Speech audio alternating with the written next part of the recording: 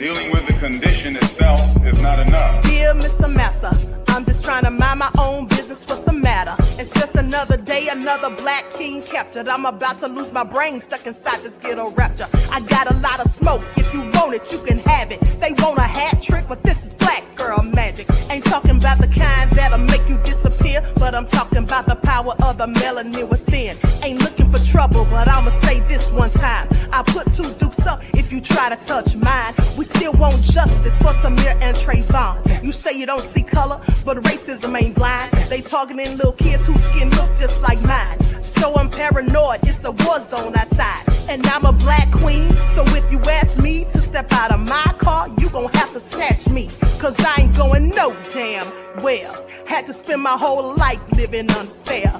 Ancestors got my back and they right here. You can never understand, it's a nightmare. Living in my black shoes by the black rules. You can keep your handshake, I don't dap coons. The white man will go nuts if he cash you. But you all on his side like a damn fool. Make it make sense. We are oppressed. Queen. We are exploited. We are downtrodden. Make it make We are sense. denied not only civil rights, but even human rights. Ahmadiyyah. So the only way we're going to get some of this Ahmadiyyah. oppression and exploitation Queen. away from us or aside from us is come together Queens. against the common enemy. Who taught you to hate the texture of your Ahmadiyyah. hair?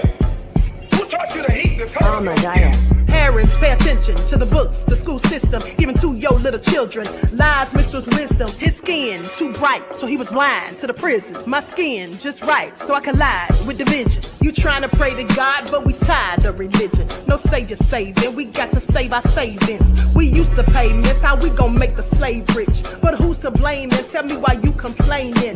We need a team effort just to rule the nation. Like a bad relationship, missing communication. We missing moderation. They're trying to get a poison to my population. No reparations. I'm getting tired of Satan. We are oppressed. Queen. I'm getting tired of waiting. We are downtrodden. Queen. We are denied not only civil rights, but even human rights. Ahmadiyyah. So the only way we're going to get some of this Ahmadiyyah. oppression. Nobody knows why liars lie. Winners are not allowed to allow losers to rewrite history. It's God's side and the other side. Country bumpkin black dude that can't talk good, Uber bitch, and look like Mr. Potato Head. I didn't want to be a movie star. No, you couldn't be a movie star. Ricky Smiley can't act, cause Ricky Smiley can't act. Why is he in a dress again? He didn't be wanting to Barbie, and you gotta tell him no. Sid ain't got no special, you remember? Eve ain't got no special, you remember? Ricky ain't got no special, you remember? Sir, I have 12 comedy specials. P. Diddy or whoever you is, TVJ, 20 of them. I won't stop burning you down until there ain't nothing left. Rubble on top of rubble, and I'll still be bombing. Look like a wall, Richard. Look like a wall. You didn't say no. Look like a wall, Richard. Look like a wall. You didn't say no. All right. Hello, everyone. Thanks for tuning back in once again to the original Queen Ahmadiyyah Shakur show. I'm your host, Queen Ahmadiyyah Shakur, and this is your Saturday Vitamins. So as you're coming in, please feel free to go ahead and subscribe to the channel if you haven't done so already. Be sure to click that notification bell and click the word all so you're notified each time the Queen Goddess goes live. Okay, don't forget to follow me on Instagram at Dr._A_Shakur, TikTok at Dr. A Shakur, and Twitter at DGoddess27. And as per usual, if you don't like what the Queen is cooking, you already know what to do. Okay, you already know what to do so you can make yourself scarce. Okay, so let's see who is in here. All right, Original Copper, American Sun Energy. Okay, so let's get into it. Anita Harrell, Charlotte, Pearlie, Laverne, Andrew, Vince I Am, all the way from the UK, that Crazy Beach Aries, Christopher Perkins, Giggles. All right, let's get into it. The Crazy Beach Aries said Ricky Smiley can't act. Honey, have y'all heard the latest scandal on Ricky Smiley? All nefarious allegations. Okay, hey Luna. With that all being said, everyone hit that like button. It's the least you can do for the Queen's hard work. I'm bringing y'all exclusives. Hey, Nessa G. All right, let's get into it. Laverne is in here. 504 Nola. All right, OG Patrice. All right, let's get into it. JC, Khalid, Harleem, Deronda. Okay, shout out to all of my loyal royals. I see you, Nexie X. Love her. All right. Desmond said, Queen looking good. Thank you, beloved. Troy Parker is here, said, let's get it. Isa Eliza is in here. Okay, Patricia, Veronica. Okay, so let's get into it, everybody. Let's get into it. Throw those likes up. I see you, Auntie Leah G from the land. Okay, with that all been said, I hope y'all are having a good Saturday. Okay, y'all know I love me some Royals. Kia Matrix is in here. Okay, so shout out to all of my loyal Royals, my moderators for putting in work, and everyone tuned into the Queen. And let me just say this. For those of you who missed it, last night, Too Strong, you should be following them. If you're not, you should. They did a very interesting live, and we had a panel discussion about Allie Carter, basically, being a victim of this woman, Shelly, whom she calls her mother. So make sure you all check that out, okay? So let's get ready to get into it. All right, hit that like button. That's right, Laverne. You let them know. Okay, so now we know we're going to talk about Jay-Z. Now, I've been telling you guys for days I had an exclusive. I don't remember if I told you it was about Jay-Z or not. I don't think I did. But anyway, that's what we're about to talk about because Jay-Z is nefarious. And for all of those people who look like me, a kid said, Queen, great interview. Thank you, beloved. I'm glad you enjoyed the panel discussion. Okay. Love Her says Shelly is definitely a hander. I agree. So now with that all being said, listen, for those of you who look like me, who be caping for Jay-Z, who think he's the best thing since sliced bread and all that, I'll give credit where it's due. He is a good rapper, probably one of the best. But at the end of the day, Jay-Z is not for his people, honey. He has stabbed his people in the back. Okay, he has done his artists wrong. I mean, at the end of the day, he has just done a whole lot, specifically to the Black community collectively. Okay, and you all may not know about this, and I haven't heard anyone talking about this. Now, feels like I have a piece of hair on my lip. Hey, Faye. So it feels like, it seems like I haven't heard, well, I know I haven't heard anyone talking about this. Now I want you all to pay attention because as soon as the Queen talks about it, there's going to be a couple of people, these people, I call them my sons. Okay, because they love to use the Queen's talking points. I don't know why you can't just come up with your own talking points, but hey, suit yourself. Now, there's one person in particular that I can hear them now. Oh, Jay-Z's a puppet. Oh, Jay-Z, he did the Black people wrong. They're going to be saying all of that after they hear this. Okay, please pay attention. And they won't give the Queen an ounce of credit. All right. And they'll be on Sean Edwards' channel saying it too.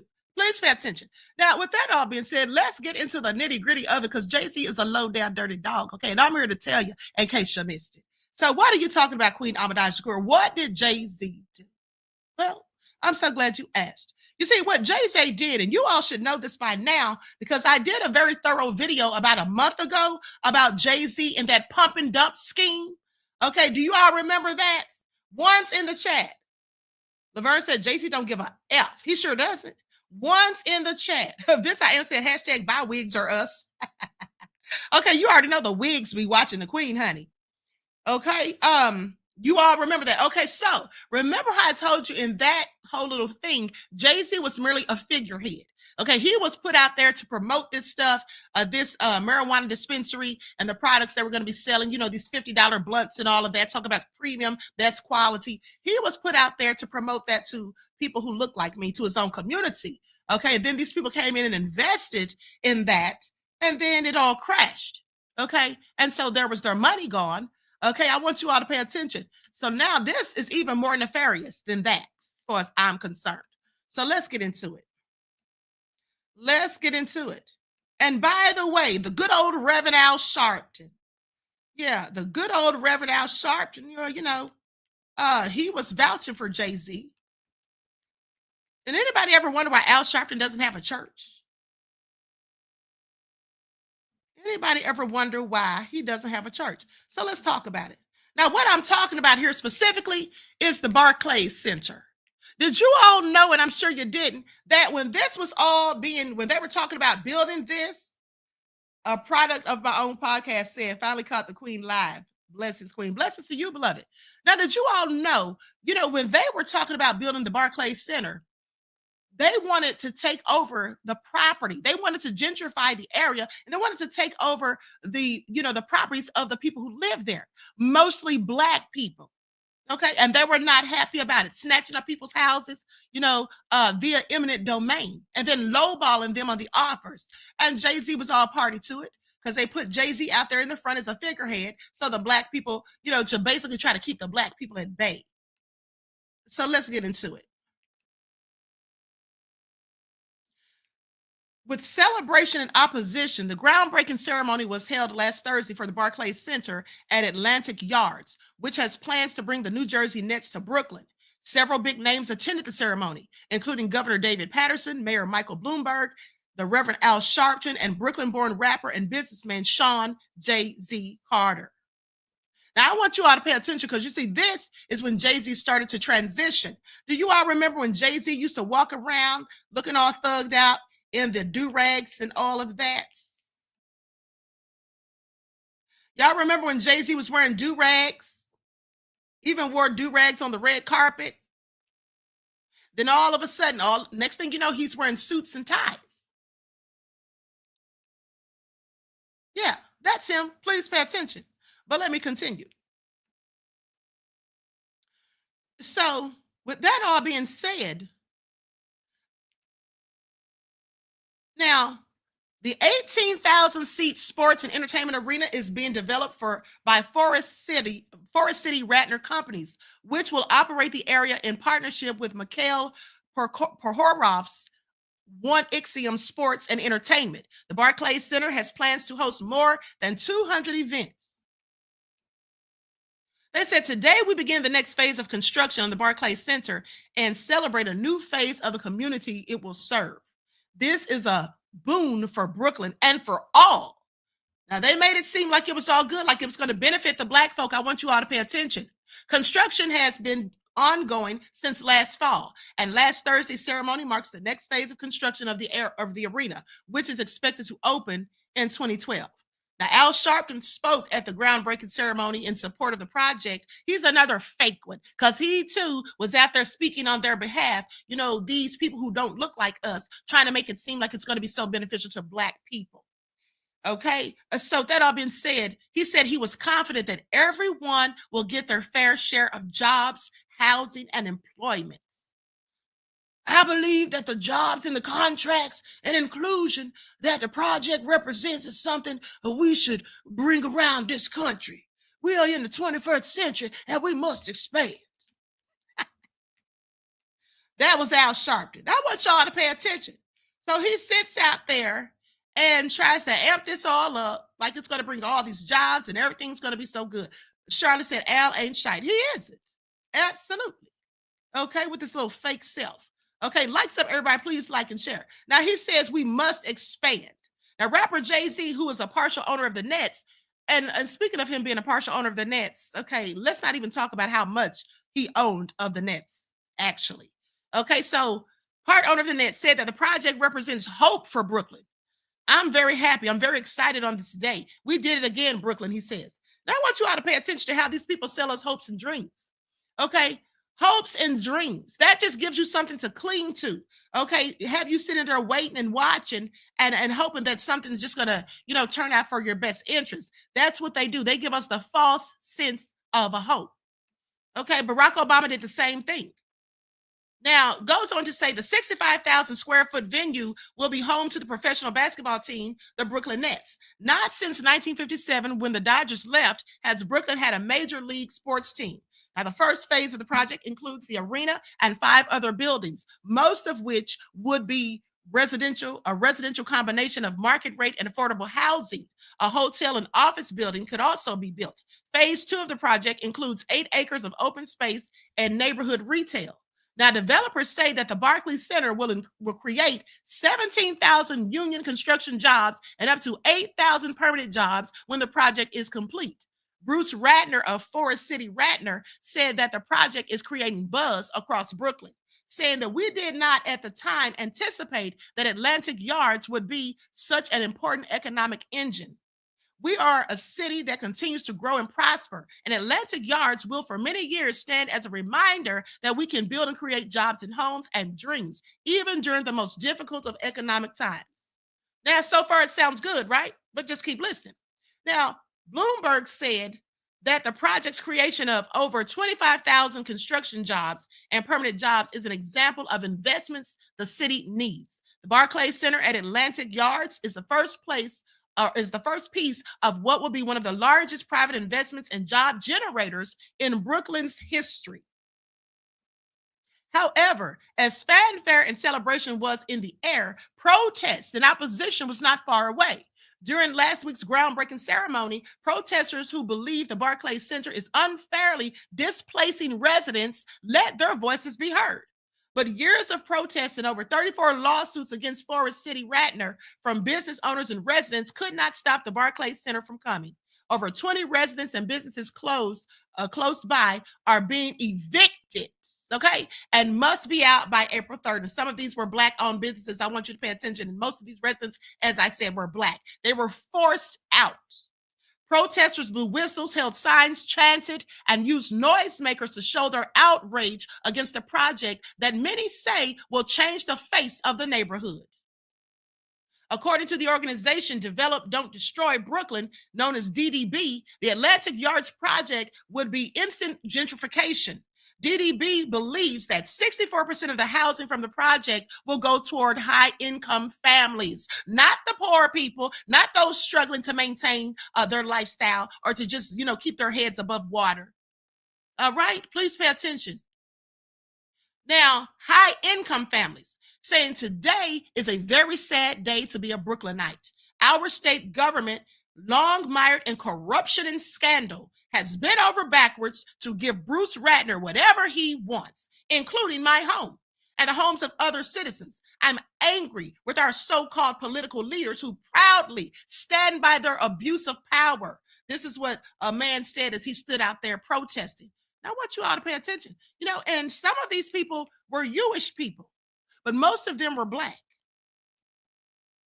Now, he says they're having a groundbreaking for a money-losing arena during a housing crisis.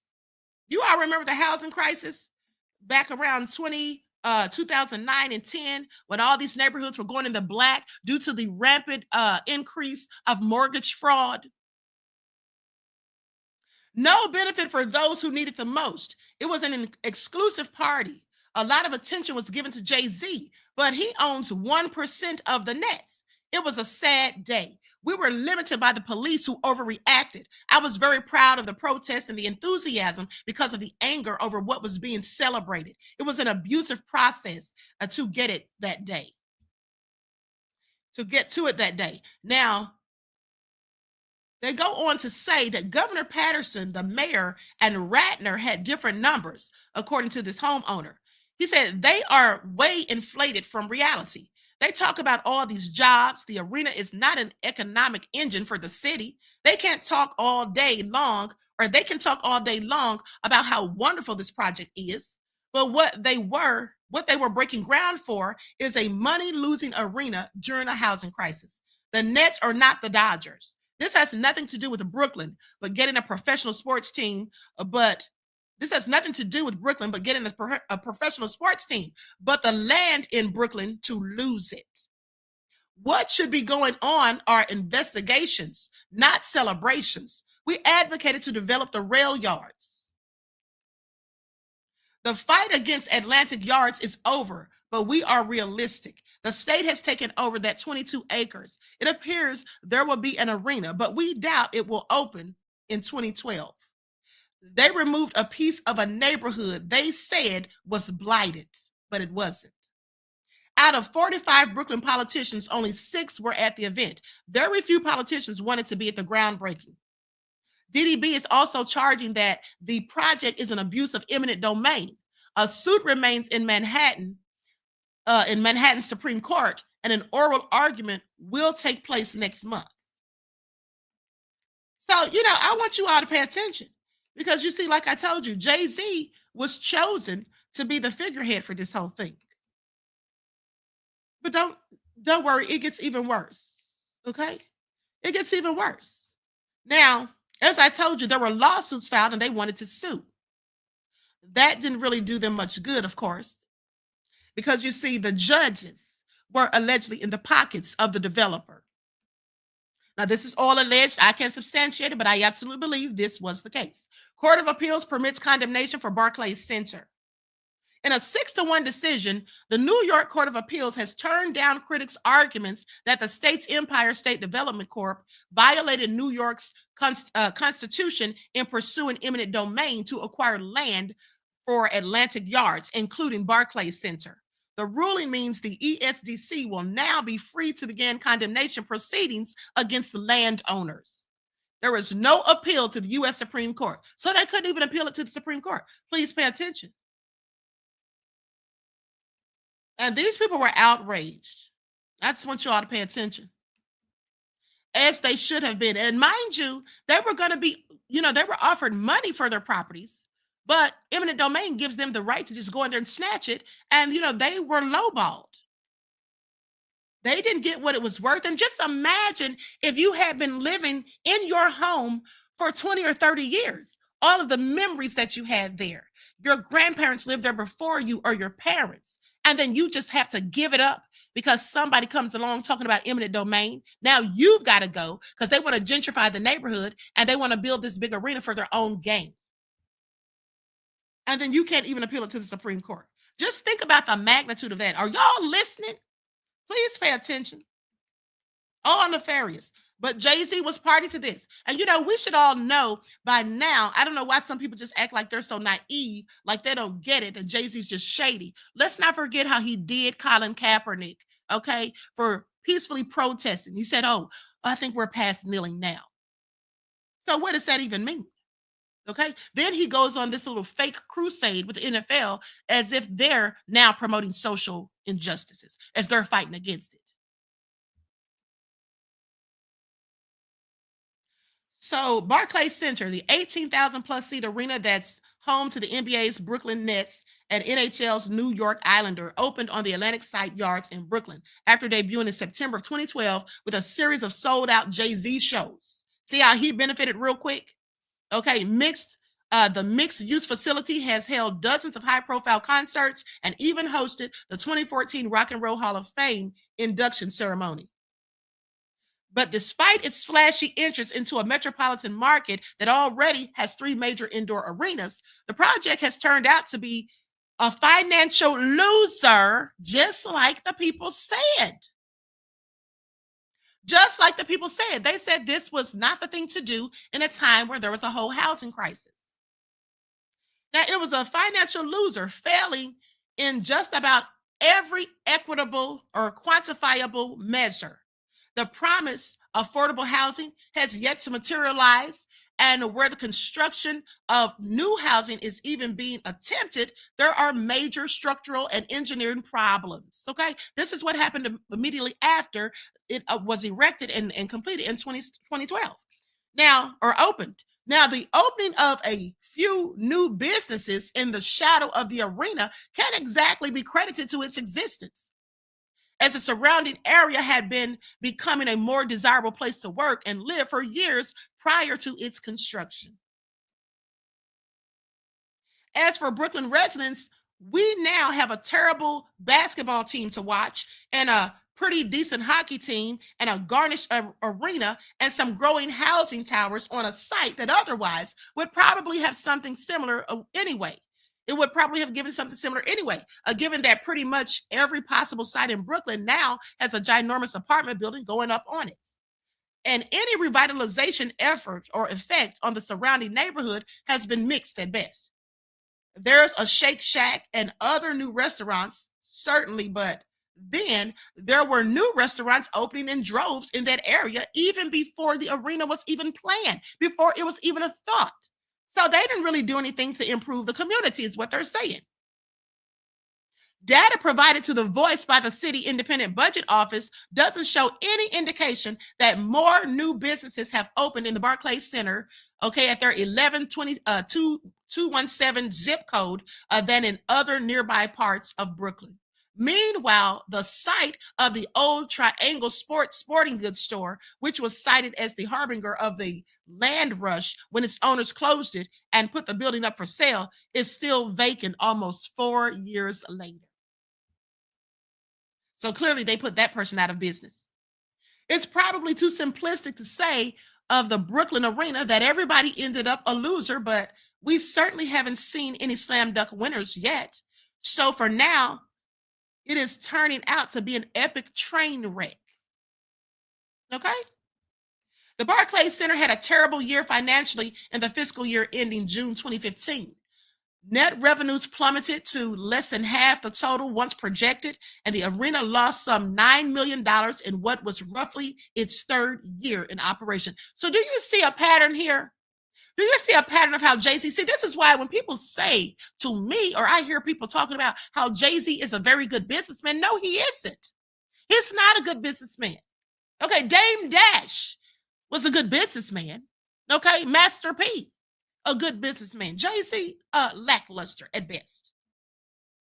All right, lackluster at best. And Dame Dash was the brains of the operation. And I want you all to pay attention, because when Jay-Z started dealing with these other people who don't look like him, one of the things that they liked about him was the fact that he could so easily stab his own people in the back. You see, they knew that he was the person to be the figurehead for this project. And how did they know that? Well, I'm so glad you asked, because they'd seen how he did Dame Dash, his own friend and business partner. They'd watched how that all went down, and they knew that he was that type of Negro. You see, Jay-Z is nothing but a black colonizer. That's what he is.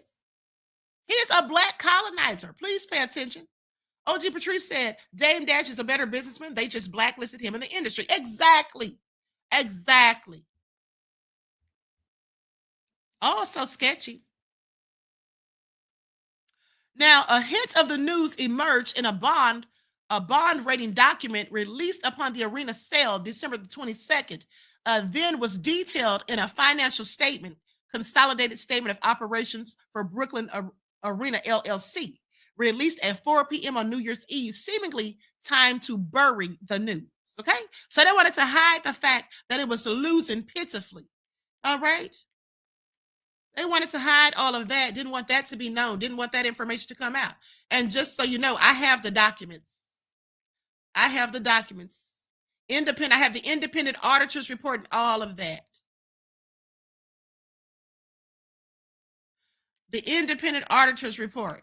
Please pay attention. Okay, so at the end of the day, I'm not going to get into all of that because there's really no need. I think just from what I'm telling you, you can get the gist of what happened.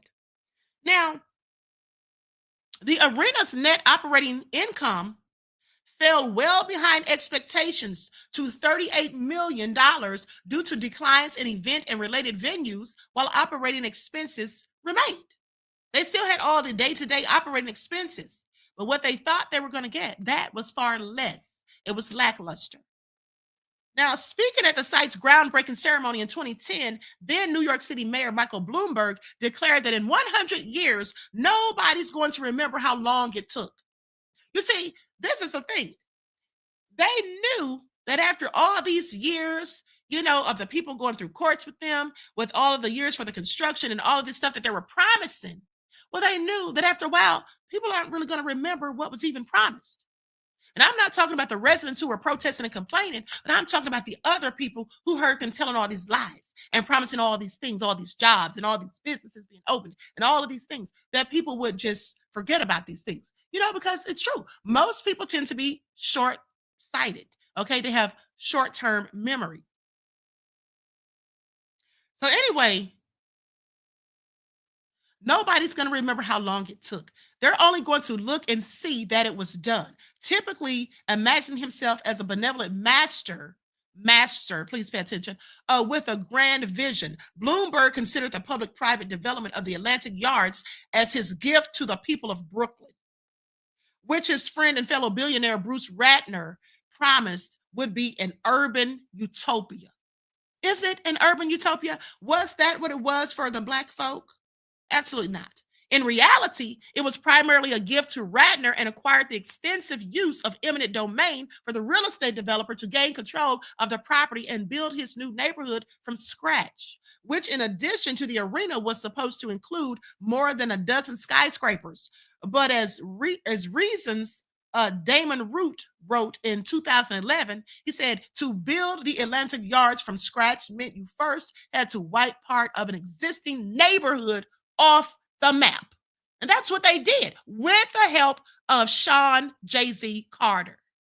This meant evicting residents and businessmen which had been a part of the community for decades. Now I want y'all to marinate on that. In a noxious example of crony capitalism, the Metropolitan Transit Authority, known as MTA, which runs New York City subways, buses, and commuter trains, struck a secret deal to sell Ratner a crucial piece of real estate. An 8-acre train yard that lay at the center of the Atlantic Yard's footprint without first opening up the priority for competitive bidding. In response to the negative media attention generated by homeowner Daniel Goldstein and other activists, the MTA announced in 2005 that it would entertain bids after that, but only if those offers were submitted within a mere 42 days. Ratner's detailed plans had been in the works for years, while his would-be competitors had to scramble. They had to rush and try to get the paperwork filed and all of this process and put in 42 days, while he'd had years to get his stuff together. Yet the real estate firm Excel did file on time, submitting a $150 million bid. Ratner then countered with a lowball offer of just $50 million, still won the rights. I want you all to pay attention. He still won the rights.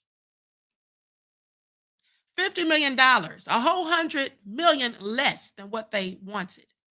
That figure was later negotiated to $100 million, which was still significantly less than Excel's bid. Then in June of 2009, the MTA bailed Ratner out again, allowing him to pay a measly $20 million up front, with the remainder due over the next 22 years.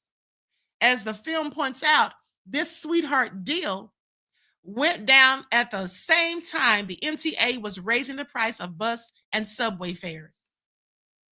Barclays Center is a fitting poster child for eminent domain, for eminent domain abuse and the always unfulfilled promises of urban renewal via importing a professional sports team. See, this is just all a bunch of BS, smoke and mirrors. They act like it's going to be urban renewal. It's going to be so good and beneficial to the people who've been living there. The people who've been working there, the small business owners there with the mom and pop shops and all of that. Like it's going to be so beneficial to them, but is it ever really? No. That's just a way to gentrify the area and make financial gain for themselves and kick those people out who've been there. The 7-year-long saga of the efforts of the Brooklyn community to fight the government's efforts to seize private property and hand it over to a billionaire offering a lowball figure was the subject of the Oscar shortlisted documentary, The Battle for Brooklyn. I just want you all to pay attention. Now, like I said, this is Jay-Z. This is Jay-Z, but hold on. There's more. There's more. Hold on. Let me pull up this video I want you all to see. You see, because Jay-Z likes to, him and Diddy, they both act as though they're black excellence. But I'm going to tell you something. If you're gaining black wealth through black death, that's not black excellence. What are you talking about, Queen Ahmadiyyah Shakur? What are you talking about, black death? Well, I'm so glad you asked. Let's not forget that Jay-Z was a former crack dealer. Let's not forget how he sold crack to his own community, starting at the age of 12, a whole little thug. How many black mothers did he help to get addicted? How many black people overdosed? How many future Einsteins? How many young black people who could really have made something of themselves? How many of them did we lose? Think about that. How many black children were displaced because their parents were addicted to crack that Jay-Z was selling? I want y'all to think about that. And has he ever come forward and offered so much as an apology to the black community for his ill-gotten gains, for the nefarious things that he did to disparage his own community that were to his own community's detriment? Has he ever come forward and offered so much as an apology? No, in fact, he's boasted about it. How he came from the Marcy Projects, used to sell crack, and now I'm here. I started at the bottom, now I'm here. That's how he talks. He doesn't seem to have sympathy and empathy for the people that he led to destruction. And then think about how low down he has been said to have been to some of his own friends like D. Haven. I just want y'all to think about that. But some of y'all say, oh, Sheila said Nino Brown. Exactly what I was thinking, beloved. But some people who look like me want to say, oh, he's trying to bring a black man down, as if he's done anything for us. Jay-Z's nothing more than a black colonizer. He's the overseer on the slave plantation. You see, the reason they got Jay-Z to be the figurehead for this project is so that he could keep the rest of the Negroes in line. Yeah, Jay-Z, you go out there. You watch those Negroes and you make sure that they fall back. They're out there protesting, they're mad, and they're angry. We need you to get them in order. He's the overseer from the plantation. Okay, please pay attention. Please pay attention. Just a figurehead, period. Now, let me pull up this video. Everyone, please like and share. I'm going to share my screen. This is one of the homes. This is a brief video, just a brief clip of one of the homes that was being taken over due to eminent domain so they could build the Barclays Center. The home of a black family like me and like many of you. Black people who've worked hard for the little that they have, trying to make ends meet during a housing crisis when jobs were scarce. And this is what Jay-Z helped to happen to them. Please pay attention.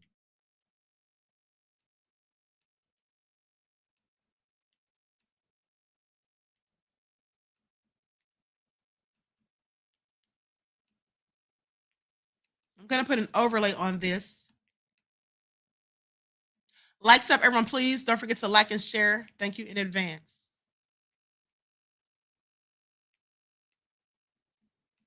And also,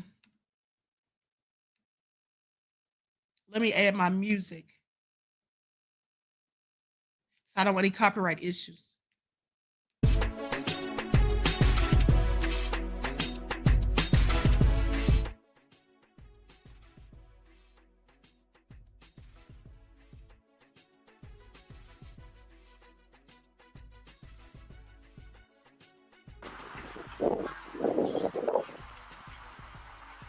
Somebody else's property. That's all they doing. Coming everybody's fucking property out here. Fucking property filthy.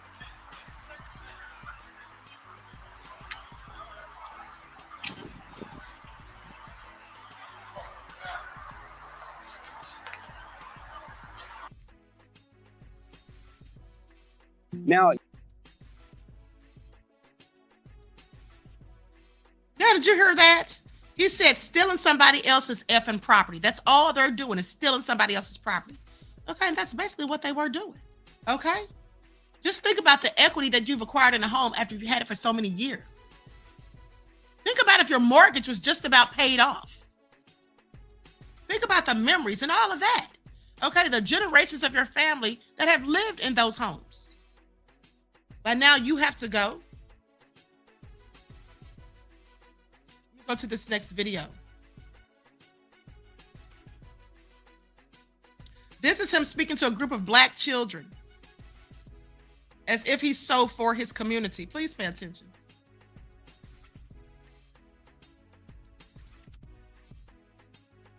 Some of the same black children whose parents he likely had forced out of their homes.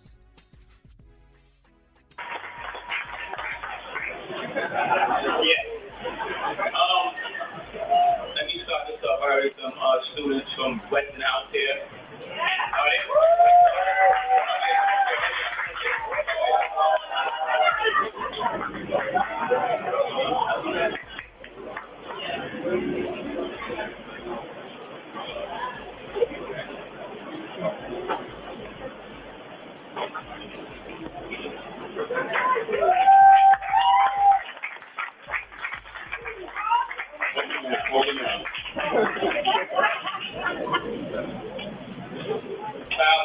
You know how to do it. Like this class picture. Little people in the front, little people in the back. Little people in the back. LJ's mask on. I want this to happen like this because I absolutely am humbled and I have so much pride. The kids that come from Austin projects and stand here and now. I ask for two things. out of my partners in ownership is that we named the New Jersey Nets, the Brooklyn Nets, and the second one is that I opened it with the concert. So we're opening this arena right here with concert, maybe one, maybe two, maybe three. I sound like a Bronx. Maybe one, maybe two, definitely more than one. And I just appreciate all the support from Brooklyn, because without Brooklyn, I wouldn't be standing here right now. I'm humbled. I'm excited. So get ready for the Brooklyn Nets. Western House, make some noise. Thank you so much.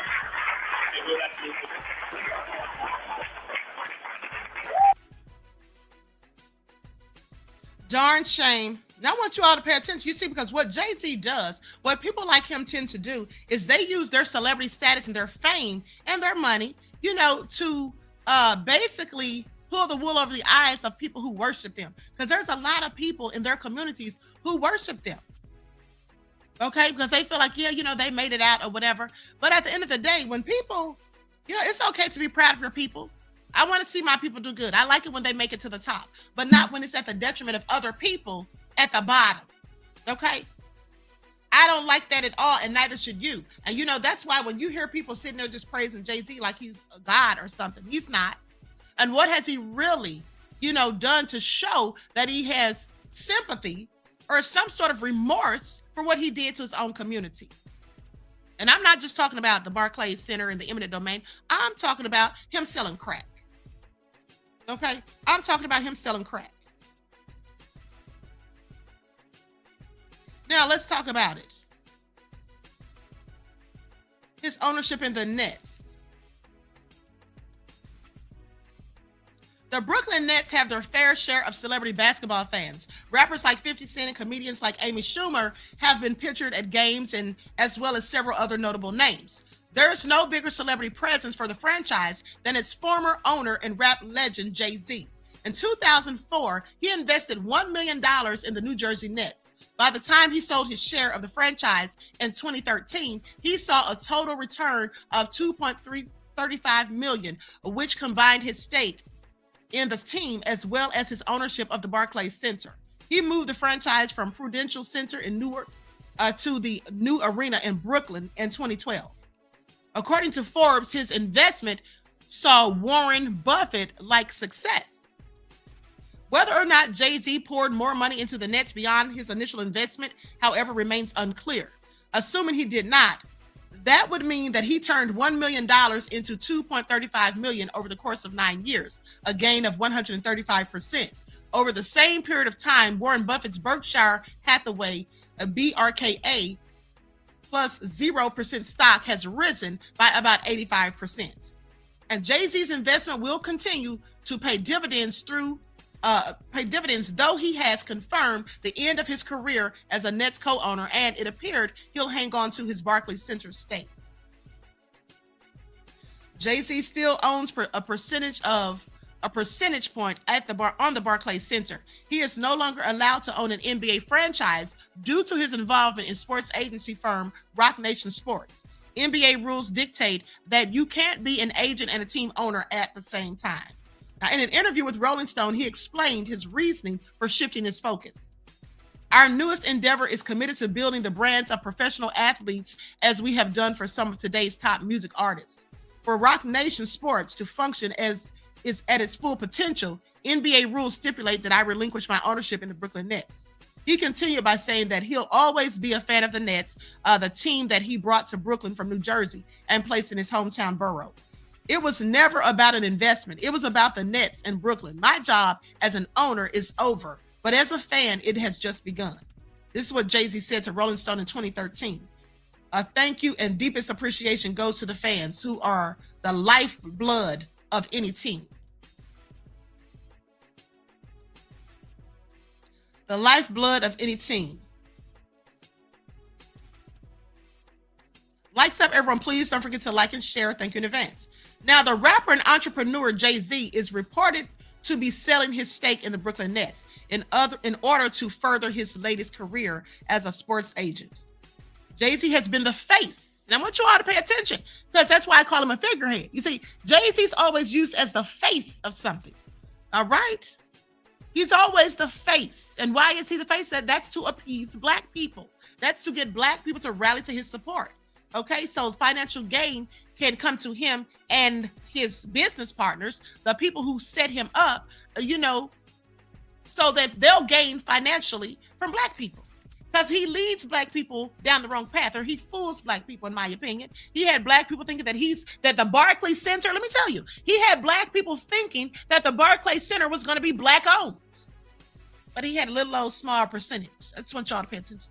That's what he had him thinking, that's going to be black owned. That's why those people in the crowds were cheering. Now, mind you, those weren't the people that were forced out through eminent domain. Those were people from other areas. Now, with that all being said, Jay-Z has been the face of the newest NBA team, which launched this season after moving from New Jersey. But in order to act as an agent for basketball stars, he must divest his interest in the Nets. Now, Adrian Wojnarowski reports that Jay-Z has already started the process of unloading his share of the Nets, just like he unloaded his shares during that pump and dump. Please pay attention. And hopes to complete the process by the end of June when the NBA holds its draft. Now, league conflict of interest rules state that NBPA agents cannot have ownership stakes in teams. Now, despite being the face of the franchise, Jay-Z actually owns a token stake. Pay attention, in the Nets. And why do they call it a token? Because it's so small, it's so minuscule, okay? Like the token Negro. That's what he is. He owns a token stake in the Nets, understood to be 1/15 of 1%. Worth about $800,000. Now, but his influence, and that might sound like a lot to some of y'all, but 1/15 of 1% is not a lot, okay? But his influence in the marketing of the team, he's really not a boss, okay? He's a puppet. And at the end of the day, he's nothing more than an employee. That's what he was. He was just an employee. But he's walking around here like, oh, I own the Nets and I'm a boss. But you own 1/15 of 1%, dude. That means you're an employee. Hired to keep the black folk at bay.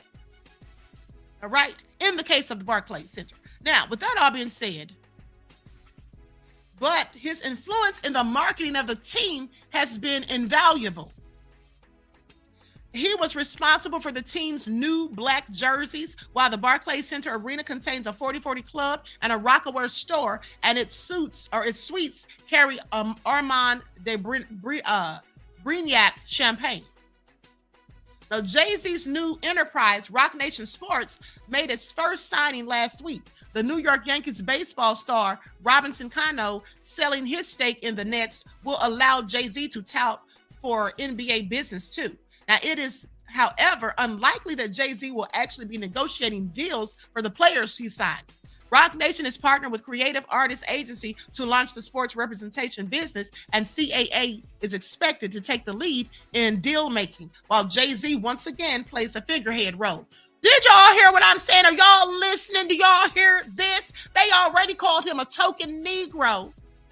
He has a token share. That means that's code for token Negro. And then they said, but Jay-Z, now let me read that again. Roc Nation is partnered with Creative Artists Agency to launch the sports representation business, and CAA is expected to take the lead in deal making, while Jay-Z once again plays the figurehead role. So he's not the one making the deals. He's not the one taking the lead. They're just using him and putting him out front. That means he's a puppet. That means he has to do what Master says. That means when Master says jump, Jay-Z has to say how high. Ask him. I want y'all to pay attention. And this is why Jay-Z is not going to prison.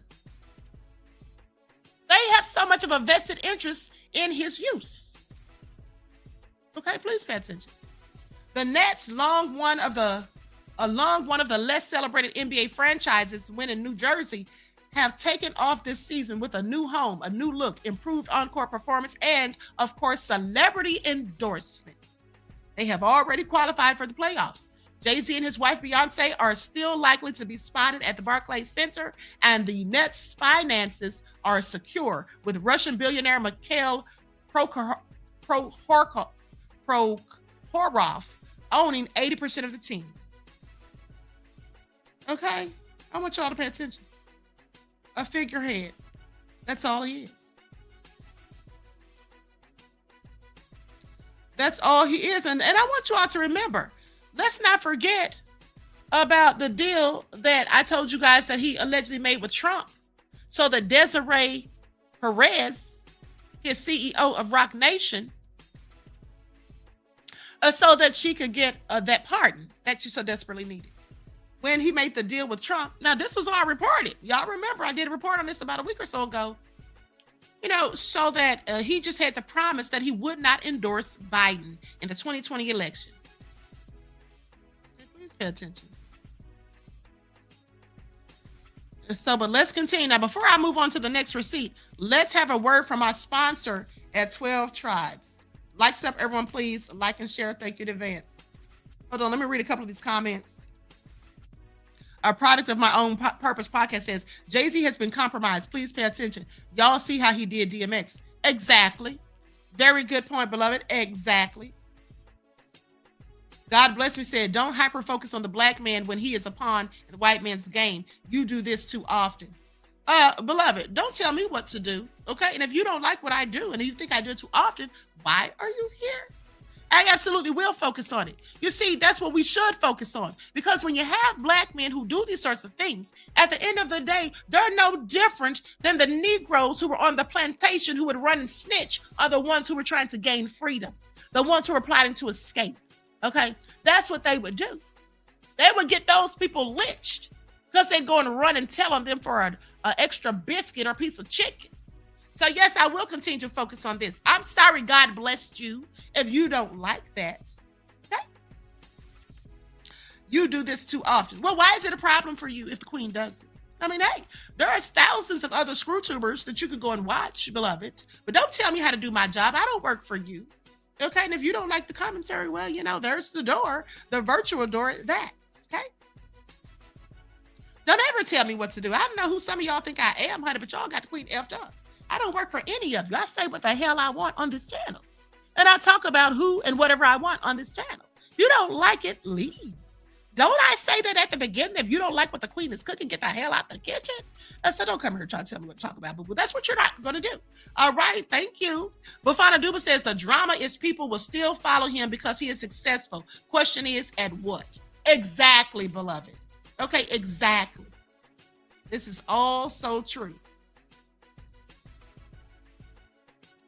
Easy says, I knew when NFL commissioner said that they stand behind Jay-Z, it was a wrap. He's in the club. Yes, absolutely, he is, beloved. And here's the thing. Do you all remember when I showed you all that footage where Jay-Z was sitting there next to Roger Goodell and then Desiree Perez was sitting behind him? And then when they started talking to Jay-Z, she was looking nervous because she didn't know what he was going to say. But when Jay-Z said exactly what Roger Goodell wanted to hear, when someone asked him about Colin Kaepernick, and Jay-Z, and she was looking nervous because she's like, what is he going to say? How's he going to get out of this? And Jay-Z said, you know, I think we're past kneeling at this point. And then do y'all remember how Roger Goodell petted him on the shoulder? Like, good boy, good dog. That's who Jay-Z is. Okay? So don't tell me not to call him out or not to focus on it, because I'll focus on it if I want to. All right? Now, let's have a brief word from my sponsor at 12 Tribes. Likes up, everyone, please. Like and share. Remember, it doesn't cost you a single thing. Do not buy 12 Tribes on Earth hair growth oil and hair magic elixir unless you want super healthy, gorgeous hair that grows. They have a whole line of amazing hair growth products, including hair growth leave-in conditioner spray, hair growth shampoo, hair growth spray, and hair growth butter. I'm starting to sense a theme here. They include quality natural ingredients. They smell amazing, and you can see the results for yourself. So if you're looking for healthy hair growth for your natural or relaxed hair, try 12 Tribes on Earth today.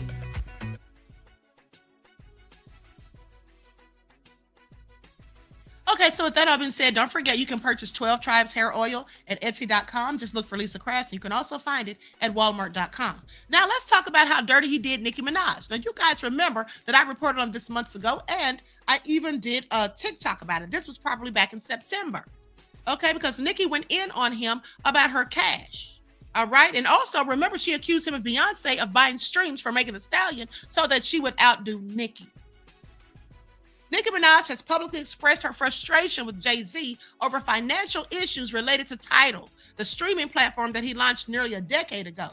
Nicki was part of a high-profile group of artists, including Kanye West, Rihanna, Beyonce, J. Cole, and Usher, who supported the platform debut.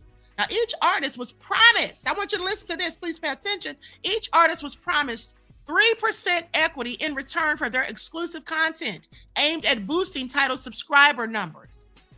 However, according to Nicki, she has yet to receive any payment from her involvement with Tidal.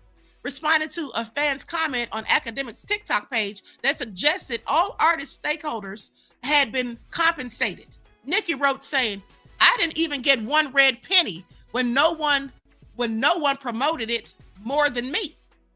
Outside of Beyonce, LOL." So said she didn't get one red penny. Now, when Jay-Z sold his majority stake in Tidal to Jack Dorsey's Square Inc., now known as Block Inc., by the way, for about $302 million, reports indicated that the artist's co-owners would retain their shares and become the second largest shareholders. Contradictory reports later surfaced, claiming each artist received approximately $9 million from the transaction, even though they did not sell their stakes.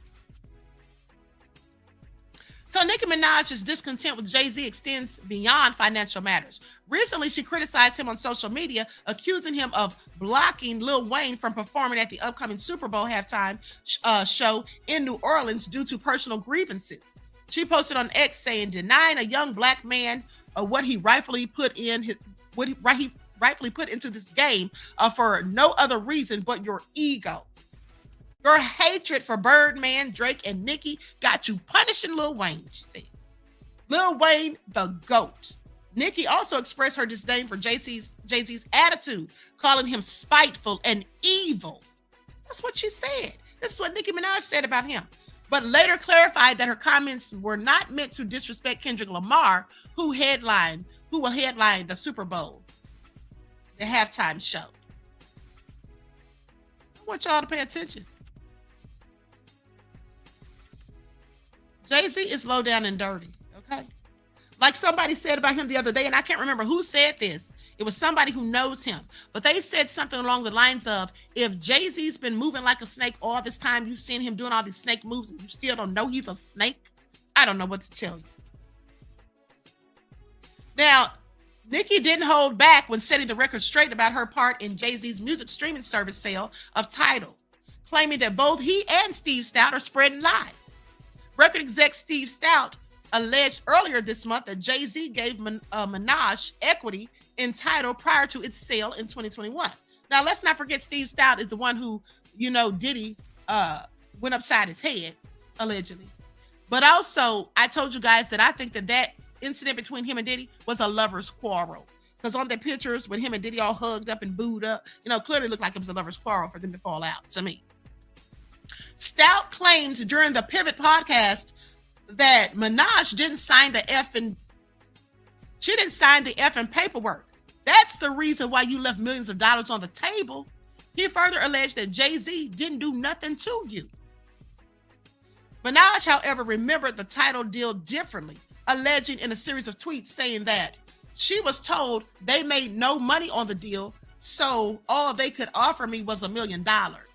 She said they basically tried to act like they didn't even make no cash. So yeah, we can only give you $1 million because we didn't really make anything. Now, the singer claimed that a lawyer advised her to sign the agreement within 24 hours if she wanted the $1 million or the offer was off the table. Minaj didn't take the deal, telling her followers that she was scammed and offered $1 million in an attempt to be silenced. Minaj continued to comment on the sales scandal after seeing a story that claimed that she was one of 16 Tidal co-owners who reportedly received $8.9 million as a payout at the time. Now, Square co-founder Jack Dorsey paid $297 million in cash and stock for a significant majority of Tidal in 2021. So this is what Nicki had to say about that, because it was all lies. She says, every day a new man pushing 60 years of age gets fingered in his bussy, then made to come out on this internet and lie on me. This is what she said before accusing Steve Stout and Jay-Z or advising them to never mention her name again. Now, she went on to claim that the reason Jay-Z and Steve Stout, who is the CEO of United Masters and a close friend to Jay-Z, the reason that they turned their focus on her was so that no one would ask about those charges against their BFF, Sean Diddy Combs. And so she says, I mean, it seems the 30-year-old T here is far from stale. That's what she said. Yes, sass, ugly, alien, stout, D breath. And she called him the ick breath with a D, okay? D breath, etc. All talking about Onika? Why are they talking about Oniqua? She called herself Onika and Oniqua, trying to be ghetto, I guess. Minaj, whose real name is Onika Mirage Petty, wrote on X saying that she was once again talking about Diddy and his inner circle. She alleged that undercover men are always aggravated with the women because they have decided they can't live in their truth. She then questioned whether Steve Stout and Jay-Z had any knowledge of Diddy's past abuse as they continued to slam her for the Tidal deal. So she was alleging that Jay-Z is also undercover. She says, we want to know if you were present during the abuse of teenagers and children. That's what we want to know. Did you know about the abuse to Kim Porter and Cassie? Y'all seem to always run in a sort of rat pack. So anyway, Nicki went in on Jay-Z, and I want you to pay attention, rightfully so, because they're sitting up there lying, trying to make it out to the public as if she was compensated. And she said she was advertising and boosting it up. Nobody did even more than she did other than Beyonce, by her own words. As much as she was bigging up in them and promoting them, then for her to not get compensated what she wanted, that's shady as hell, okay? But like I said, some people want to cape for Jay-Z. Another thing is, Jay-Z, remember that video that I did where I told you all how Jay-Z was all booed up? Let me see if I have that in here. When I told you how he was all booed up with Mike Rubin. Y'all remember that? One's in the chat if y'all remember that. When Jay-Z, we hadn't seen him in a minute. And then all of a sudden, this is about a month or so ago, he comes out looking all booed up with Mike Rubin. Let me just remind y'all for those that forgot, okay? Let's just go back to it. And just remember you heard it here first.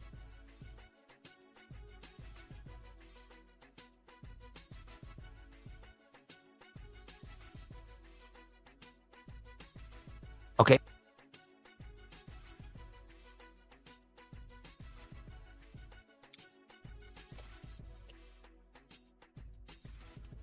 There we go.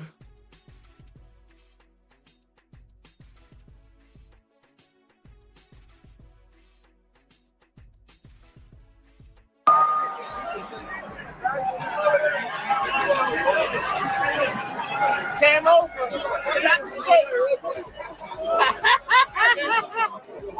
Hey, how you feeling, Carla? How you feeling? I know you mad. I know you mad.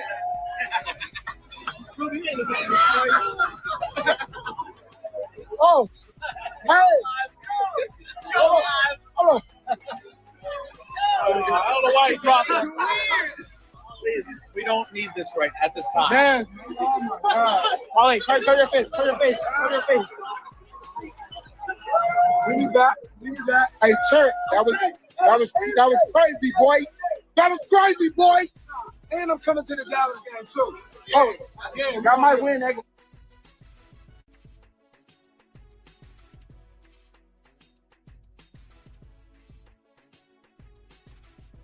Okay, so very interesting. But like I said, that was kind of surprising to see Jay-Z stepping out all of a sudden out of the shadows. Clearly, I do think that he knows something about probably what's going to go on with Diddy's trial. And but also it was just interesting because, hold on, let me pull up this video. Because he, in fact, got into it with Rubin or not really got into it with him, but it straightened him out one time real good, okay? Put him in check, so to speak. And so let me pull that up.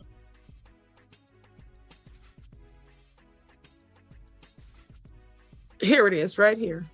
He shut him down. That's what he did. About some things that he said on the Breakfast Club. That person down, that's up.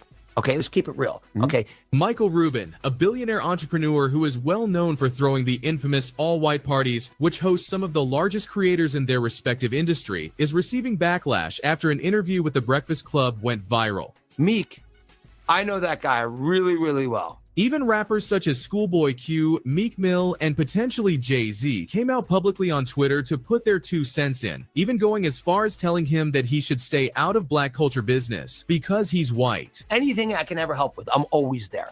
I always want to be helpful. In the interview with the Breakfast Club, Charlemagne the God and DJ Envy ask him the basic questions they usually ask their guests. I've never seen you hug Jay-Z from the back. You never grabbed Jay from the back. I've hugged first of all, I've hugged, if you get me really, I'm not a, don't tell him you hug Jay-Z from the back. I'm trying to protect you. They start off by talking about the all-white party and the new sports event he's trying to make blow up. So the white party is a test of seeing what you're made of. And I'll tell you, people drink the full 13 hours? Definitely. Then they slowly start turning towards rumors and allegations, such as how he hugs people from the back. I think social media bothers you a little bit because one thing I did notice from the white party, I didn't see any hugs. There was no hugs from the back. How he blacklisted Not Like Us from being played at his party. Drake was there this year and everybody was like, oh, they weren't allowed to play Not Like Us. Like, does that stuff bother you? And was that even true? It was true. And the Meek Mill bunny hopping video. Meek rapping about Amiris, and 80 bands. He's playing tennis with some white guy.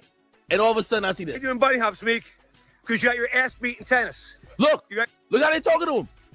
Nigga, this is Chaser. Why are you doing bunny hops, Meek? Because you got your ass beat in tennis. You got your ass beat. Keep going. Count out loud. Damn. Count out loud, nigga. Count out loud. Huh? 6. By the way, I don't even think.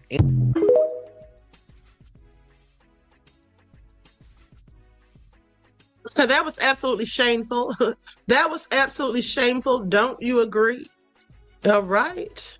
Why does Michael Rubin love Meek so much? Honey,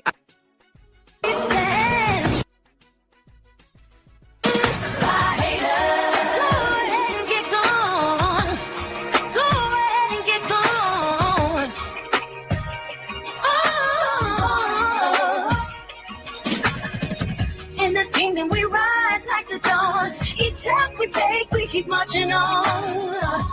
Queen royals, we own the throne. Through highs and lows, we stand strong.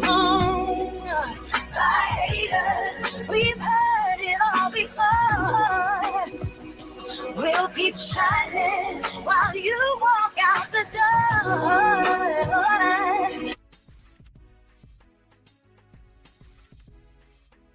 honey, just listen.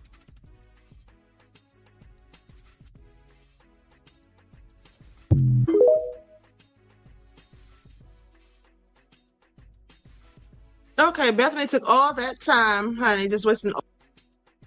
Happens in the industry. Basketball is not a job outside of the industry. Listen, I know it's hard for a lot of people to believe, but this is why I make this content. Football is not a job. Basketball is not a job. Hockey is not a job. This is an industry. You have to be in the entertainment industry to be in the NBA. All right, please bear.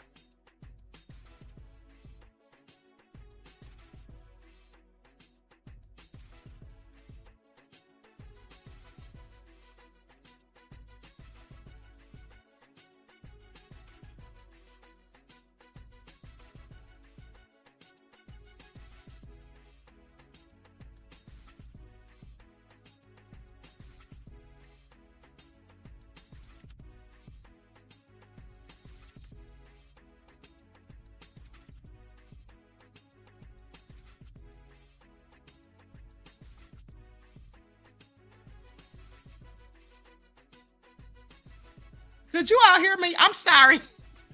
I was just talking. So what I was saying was I wanted you all to see the part where Mike Rubin was hugging up on all these dudes. And the fact that Jay-Z hangs out with him and was all booed up with him, that's why I was telling you guys that when I did that video. Okay? That's why I was telling you guys that. So let me go back because this is the part right here I was trying to find. Man, Mike. I'm gonna come hug you right now.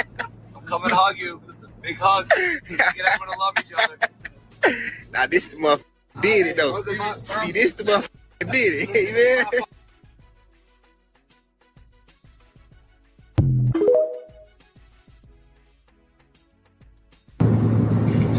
Is it just me, or does anybody else get the weirdest vibes anytime Michael Rubin hosts his all-white party on the 4th of July?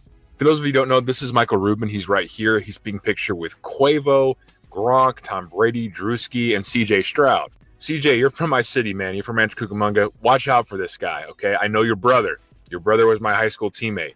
Anytime I see Michael Rubin and his soulless eyes, I'm concerned. There's definitely something going on there. And he holds this party every single year. It's all the elite athletes, the elite celebrities, the elite actors, whatever you may, and social media influencers. There's all these people at this party. And just look at him. Just look at this guy. There's no life behind those eyes.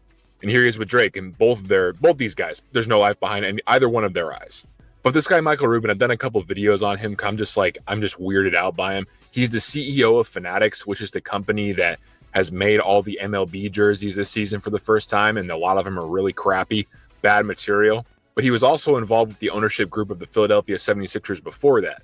I don't know, these type of all-celebrity parties, they always make me uncomfortable. Maybe I'm the only one. In an era where it feels like we're uncovering a lot of nefariousness, a lot of disgusting shit in celebrity culture, this party makes me deeply uncomfortable every single time I see pictures of it. But I don't know, maybe it's just me.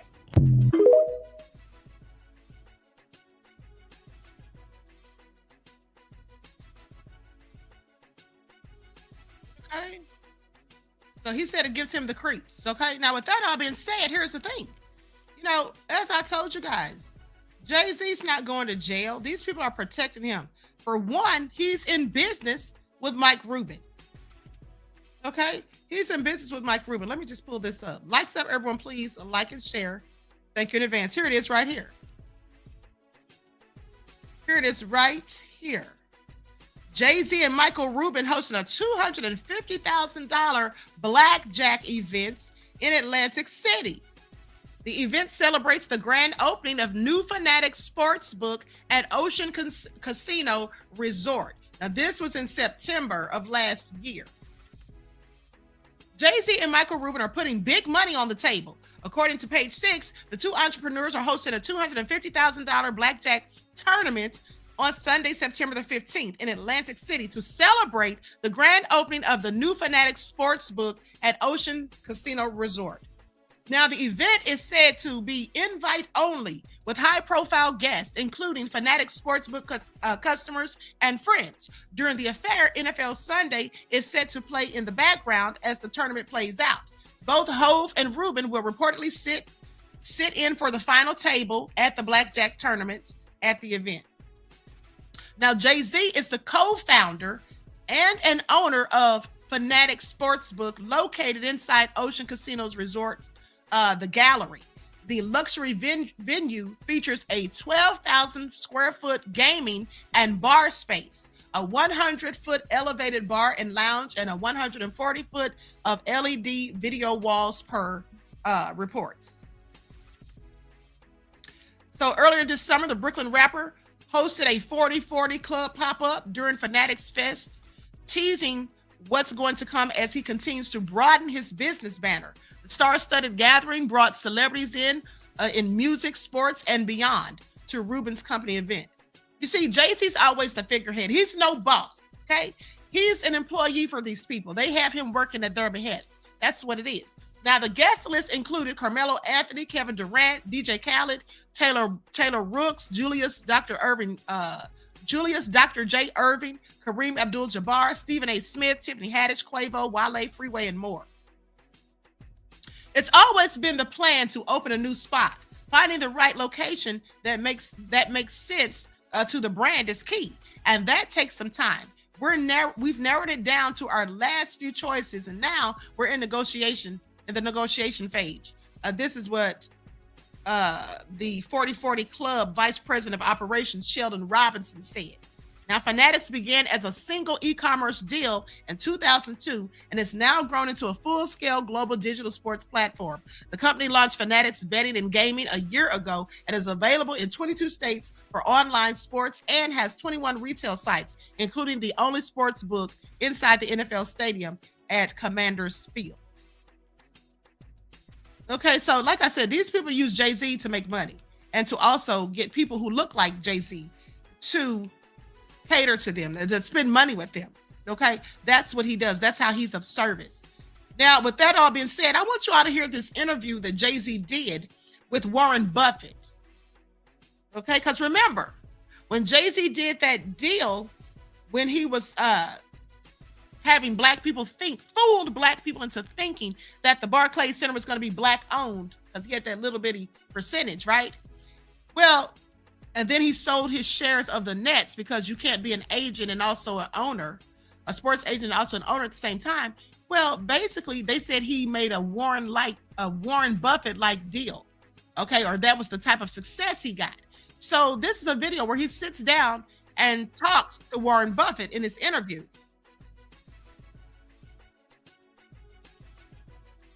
And I want you all to listen to what Jay-Z says, how he's talking, you know, about his success and all of that. I'm going to put an overlay on the screen. The Hood Realer says, if Jay-Z goes to jail off Diddy RICO charge, why you think he won't do time? Yeah, he's not going to jail. And why he won't do time is because of the people that he has connections and ties to. These people will protect him till the end. They stand to lose too much if he goes to jail. And also because unlike Diddy, Jay-Z is a good boy. Jay-Z is a good boy. You see, Jay-Z got out of line when he sued Bacardi, but now he knows that. And I'm sure he's paid recompense. Okay. So with that all being said, they stand to gain too much from him. I mean, look at the Super Bowl, the NFL, the deals he has with them, the deals with Mike Rubin.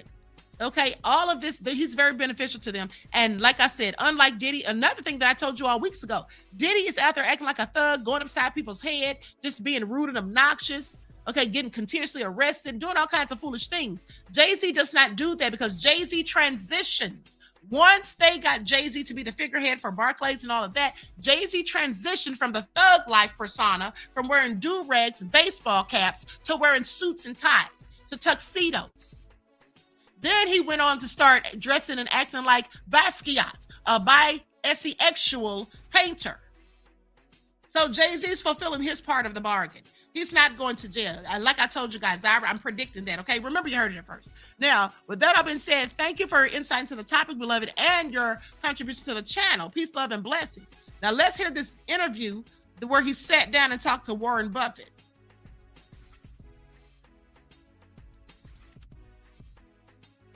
And I want you all to pay attention because just like I told you guys and predicted that Diddy was going to jail mid to late September and then he was arrested September the 16th, I'm predicting to you that Jay-Z's not going, okay? Please pay attention.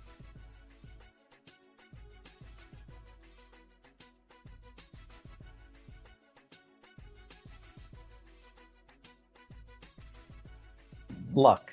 We all know hard work's essential, discipline's essential, staying power is essential.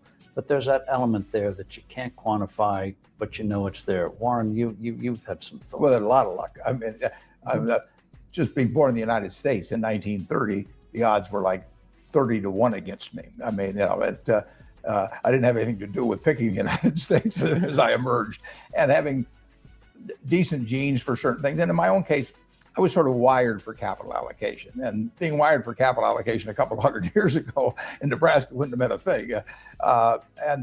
And even now, being born in various parts of the world, it wouldn't have meant much. But here I was in this soon to be very rich capitalistic system. And it just so happened that what I did paid off enormously in a market system like we have. And if I'd had a talent in some other area that was way less commercial, I mean, I would have had a good time doing it, but it wouldn't have paid off like this. But of course, Jay said it perfectly when he talked about, you know, he's in there recording for himself and the money comes afterwards. I mean, I got to do what I love. I mean, and it doesn't get any luckier than that. If you can spend your lifetime, and I'm 80 now, and doing things you love every single day. I mean, I would be doing what I do now, and I would have done it in the past if the payoff had been in seashells or shark's teeth or anything else. If you can go to work every morning, I tap dance to work, and I come down and every day's exciting.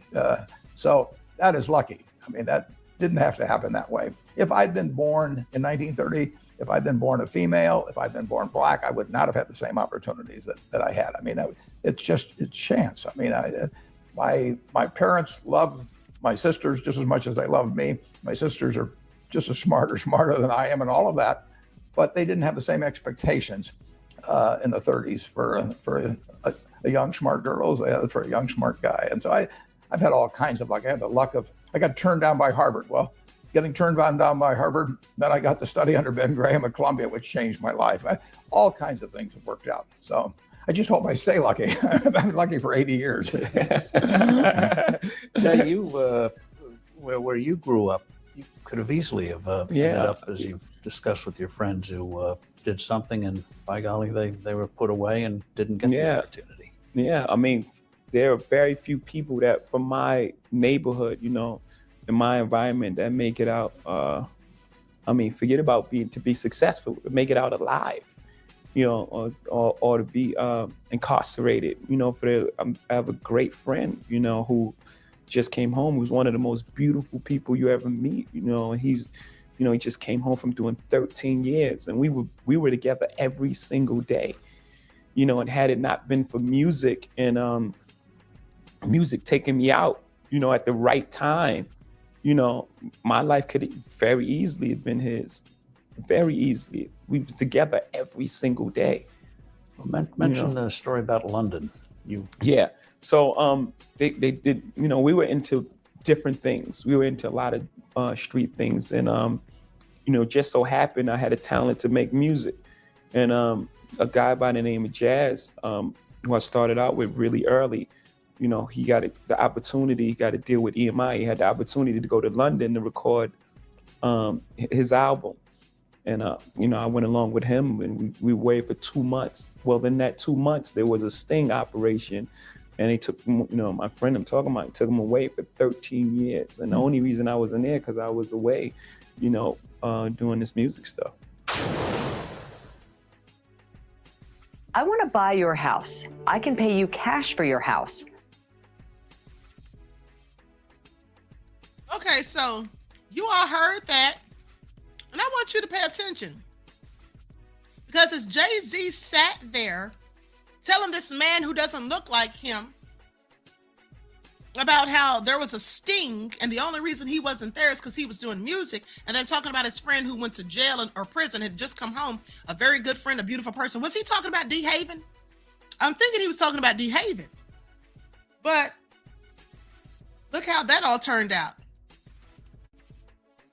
So I want you all to pay attention, because when Jay-Z was talking about his past and how he made it out without being incarcerated, made it out alive, how his other friend went to prison for 13 years.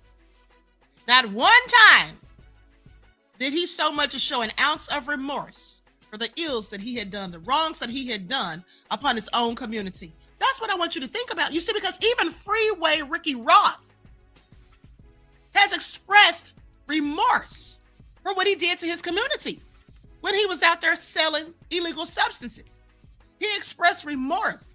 He said that he feels bad about it, and at the time he didn't realize what he was doing and how he was such a detriment to his own people. He has shown empathy, and he has made recompense for what he did. All you have to do is apologize and admit that you were wrong and really have remorse. But Jay-Z never. You see, because Jay-Z doesn't care what he did. Jay-Z is the type of person, and I want you to pay attention, because young people are very impressionable. And Jay-Z sat there with those students that he brought up there when he was at the Barclays grand opening. He brought them up there to the stage.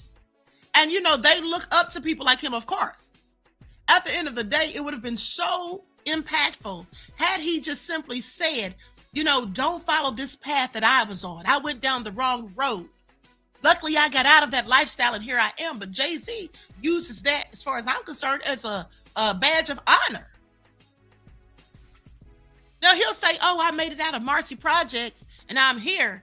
But he doesn't ever address what he did while he was in Marcy Projects. Jay-Z likes to sit there and act like he was struggling, like the rest of the people in the Marcy Projects. He wasn't struggling like them.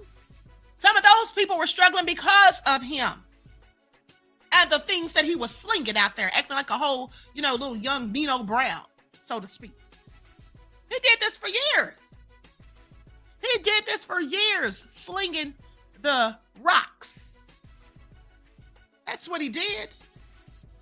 After slinging rocks to his own people, but no remorse. And by the way, Auntie Leah, thank you, beloved. Peace, love, and blessings to you. Auntie Leah gifted 5 memberships to the Queen Ahmadiyyah Shakur Show. Okay, to the original Queen Ahmadiyyah Shakur Show. So you all shout her out. Thank you, beloved. I appreciate you. And I hope everyone else does too. But Jay-Z has never expressed any sort of remorse or sorrow for what he has done. He just brags about, I made it out of Marcy Projects. What about the people that you left behind in Marcy Projects? What about the lives you helped to destroy? What about how you were a part of the problem? What about that, Jay-Z? What about the people who were there for you, like D. Haven, whom you turned your back on? And just kept it on moving, kept it pushing. That's what he did. That's who Jay-Z is. But then somebody wants to hop in here and tell me not to focus on people like him. Yeah, I'm going to always focus on people like him. You see, because people like him are the root of our problems. Don't you understand that? They're the root of our problems. You see, no one could be able to infiltrate our organizations, hinder us from doing certain things, accomplishing certain goals and objectives, if were it not for people like Jay-Z. Remember the black distribution deal that Suge Knight, Jay Prince, Dame Dash, Irv Gotti were all trying to put together, but Jay-Z and Diddy went and snitched to their masses. Yeah, that's what Steven from Django and Fiddler from Roots did, because that's who they are.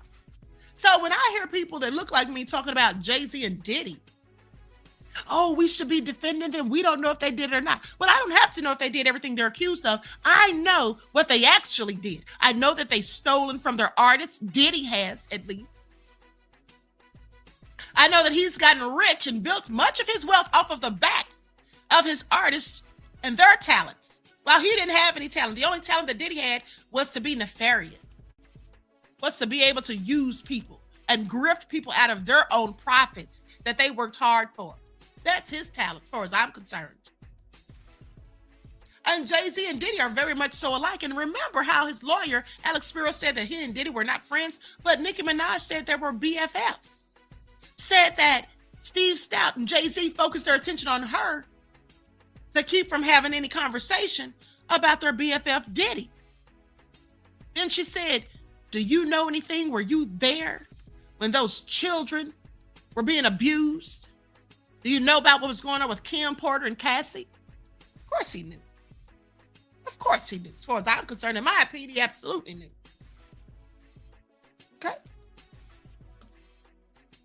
In my opinion, he absolutely knew. So let's not sit here and act like Jay-Z and Diddy are the equivalents of black excellence, because they're not. You see, just because you're rich and you have money and fame, that doesn't equate to black excellence, because again, black excellence or black wealth achieved through black death does not equate to black excellence.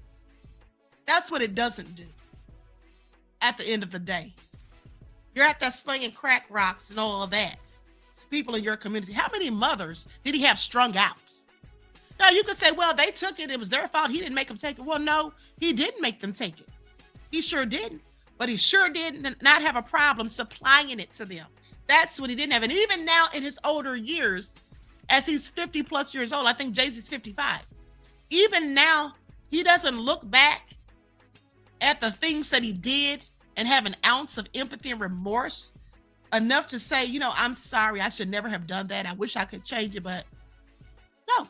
All he thinks about is him and his life. Then he had the nerve to say, these allegations that came against him from Tony Busby's client, Jane Doe. He had the nerve to talk about how that would impact his children and his daughter. What about the children and daughters and sons of the people he sold crack rocks to? I want y'all to pay attention. with that all being said, I'm going to conclude this broadcast. Oh, no. No. I got one more thing to tell you guys. Okay. This just in about Diddy. Then the queen is up out of here. Also, prayers and condolences to Lee Daniels, whose sister passed away. Lee Daniels mourns the death of his sister, Lydia, who inspired Taraji P. Henson's Empire character, Cookie. You know, that was a very good show when it was in its prime. Okay, so his sister has passed away. So, like I said, prayers and condolences to him. Now, Lee Daniels isn't one of my favorite people, but I do appreciate much of his work. And specifically that movie that he did recently with Monique, Deliverance. So yeah, so anyway, here's a picture of his sister beside Taraji P. Henson.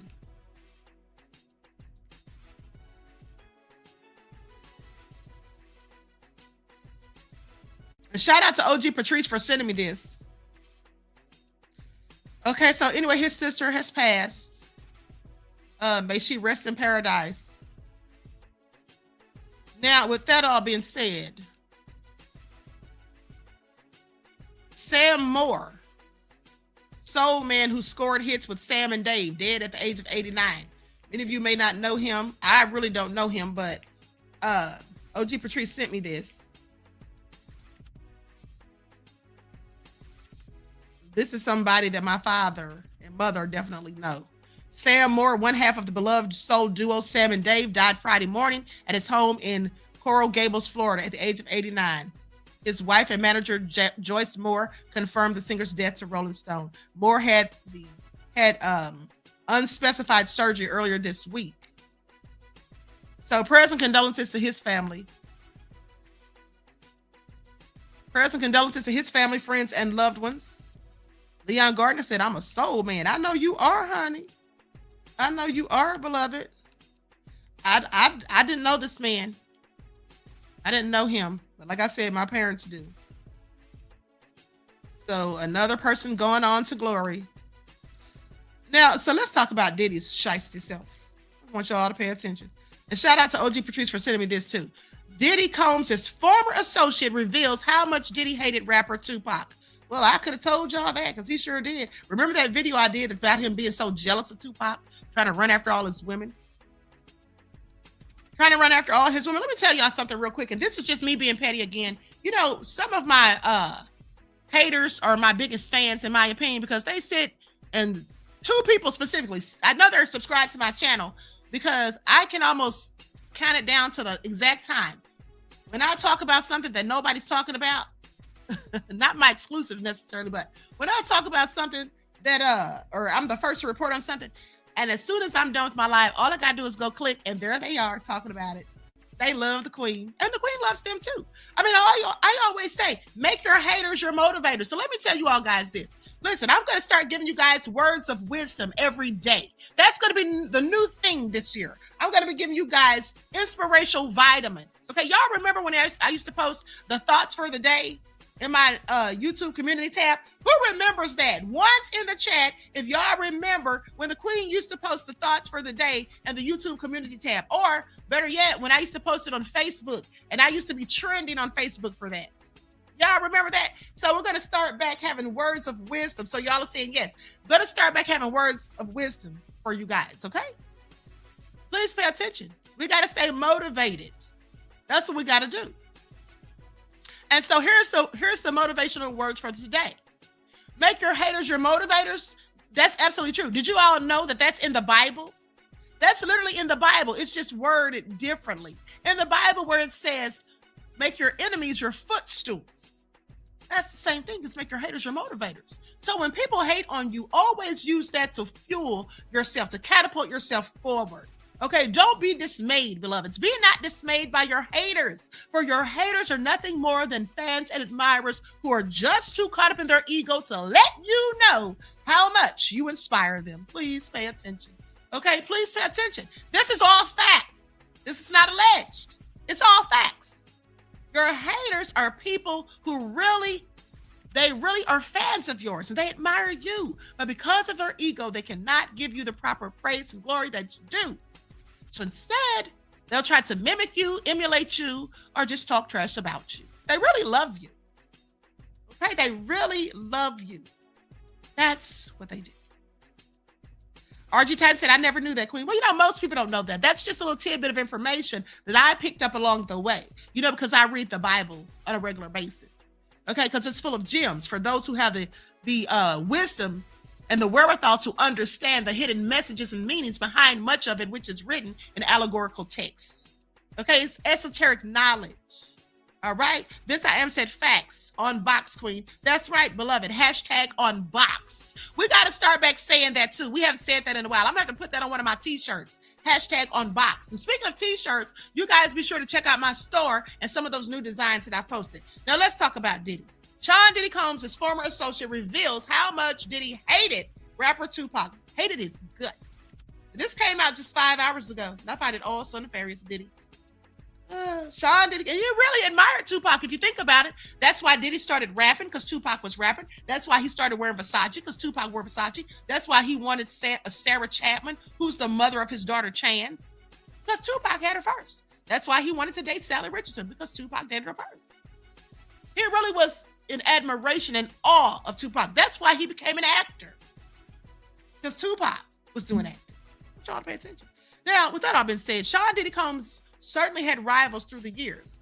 And this stuff that I just said, now, that's from Gene Deal, from his mouth to my ears. Because Gene Deal, who knew Tupac and Diddy, that's what he said. And I believe every word of it, because all we have to do is just pay attention to how Diddy has moved. So, shout out to Gene for giving us that tidbit of information. Now, goes on to say, Sean Diddy Combs certainly had rivals through the years, and the band member Chopper just revealed how much Diddy hated the rapper Tupac Shakur.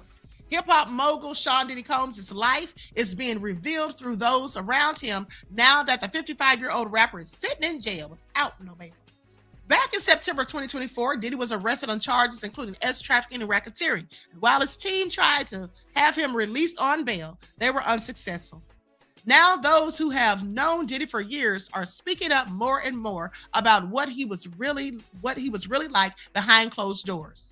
And one of his former associates, the band member Chopper, just revealed how much Diddy truly hated Biggie's rival, Tupac. That's why I want Diddy to go to prison for the rest of his no good life. Because I will never not believe that he didn't have something to do with the demise of Tupac. Okay?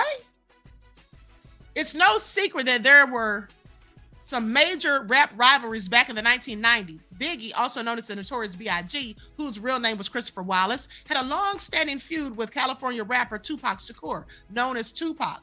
That's widely regarded as one of the biggest rap rivalries of all time. And Diddy, who had signed Biggie to his record label, wanted nothing more than for Tupac to disappear. So much so that Diddy reportedly wouldn't let anyone he worked with admire Tupac. How is he going to tell somebody who to admire? See, I want you all to pay attention, because that's what haters do. Haters admire you themselves, but they won't ever tell you. But they don't want anyone else to speak highly of you. And when someone does, they'll try to throw in something negative to try to skew their opinion of you. One thing about haters, or people who were friends and then turned haters, when they realize that they cannot control you or any aspect of your life, then what their next move is to try to control the way other people view you. Please pay attention. Now, in an interview with Art of Dialogue, Chopper revealed how Diddy handled it when Chopper mentioned growing up on Tupac. He said, I remember one time he was like, who did you grow up listening to? I said, Tupac. I ain't mentioned Biggie. Chopper then revealed how Diddy handled his answer. That ninja ain't even talked to me like 4 effing days after that. You couldn't say Pac was anything better than Biggie. You can't put them in the same realm or nothing. It's all about Biggie. Diddy hated everything about Tupac. Diddy hated Pac. He hated Pac. Facts. Hated his guts. Hated him. And that's why Tupac is dead. I don't care what nobody says, okay? I knew it the day Pac died that Diddy had something to do with it. In fact, I said it before he died. Not long after Diddy was arrested, Court TV reported that Tupac's family hired a lawyer to investigate whether there was any link between Diddy and Tupac's death. And who's that lawyer? Alex Spiro. Remember I told you guys that, and remember you heard that here first too. Alex Spiro. That's why one of the reasons, in my opinion, that Alex Spiro wanted everyone to feel like Jay-Z and Diddy had no connections like that other than business and professional. They weren't friends, because that's literally a conflict of interest. Now, or could be viewed as one, nonetheless. Now, Tupac was just 25 years old when he was shot and killed in Las Vegas. His murder has been unsolved for years, though Dwayne Keefe D. Davis was arrested in connection to the murder back in 2023, and he's currently awaiting trial, of which he's trying to get the case dismissed because he says now, Dwayne Keefe D. Davis, I reported this days ago. If you missed that video, go back and watch. But he reportedly says that, the feds reneged on the deal they gave him, that they told him they wouldn't use anything he said against him. But that was only for the interview that he did with his stupid self. Nobody told him to go write a book about it. Nobody told him to go on Vlad and other shows doing interviews. Nobody told him to go around boasting and bragging. Okay, the deal that he made didn't have anything to do with that. So that's why he's sitting in jail right now. And hopefully, if I have it my way, Diddy will be sitting in there with him for life.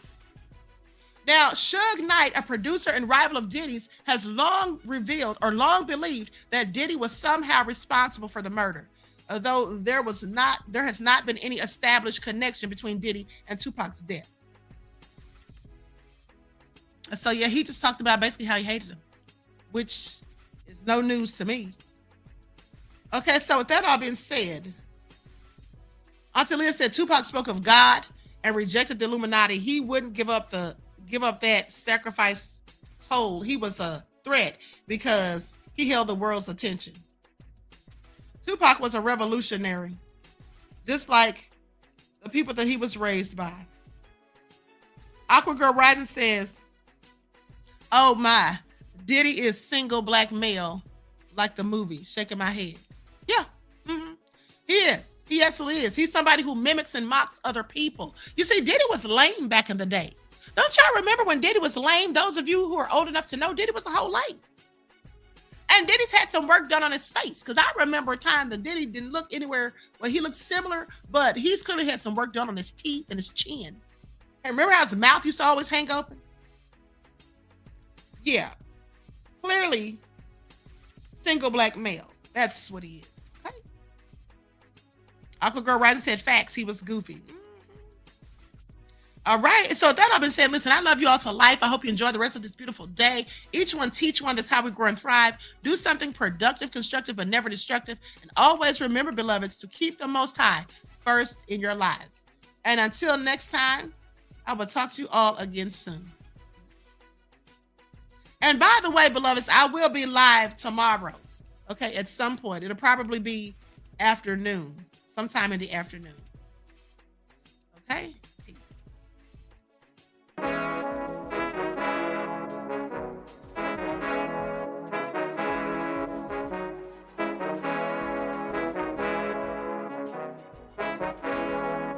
Hey, yo, Nick, hit him with that flavor. Gold all in my skin, God all in my blood. Kings all in my circle, you touch one of mine and you're done. They show no love for the queen, why you hating on me? Is it cause I'm free and I got Malcolm X in my jeans? I got dreams like King Luther, shed blood like Kunsa. You ain't helping my people, I ain't got nothing to say to ya. I want all the smoke like hookah. Talking reparations, America won't be great until they give us compensation. I'm like, I'm the hottest right now. That's See right. A bunch of lames out here trying to jock on my style. They be doing too much. I'm the queen, it's too easy. It's like they all at Popeyes, how they be talking so greasy. I just sit back and laugh while these haters get madder. So nefarious how they don't roll my pockets with cheddar. I tell them they can do better. These snakes in the grass can leave a bite on your ass, cause y'all be trusting too fast. I got my foot on the gas, other one on they necks. Dropping receipts on haters, you better show some respect. I'm never facing regrets, we only facing the threats. Running through every challenge like a relay, break no sweat. It's a cold game, so I got that blanket with me. Now that my people awaken, ain't no going to sleep. I do not play by my piece, this time I'm playing for keeps. You talking slick, but when I see you like them ends, we gon' meet. And I got gold all in my skin, God all in my blood. Kings all in my circle, you touch one of mine and you done. They show no love for the queen. Why they hating on me? Is it cause I'm free and I got Malcolm X in my jeans and I got gold all in my skin? God all in my blood. Kings all in my circle, you touch one of mine and you done. They show no love for the queen. Why they hating on me? Is it cause I'm free and I got Malcolm X in my jeans and I got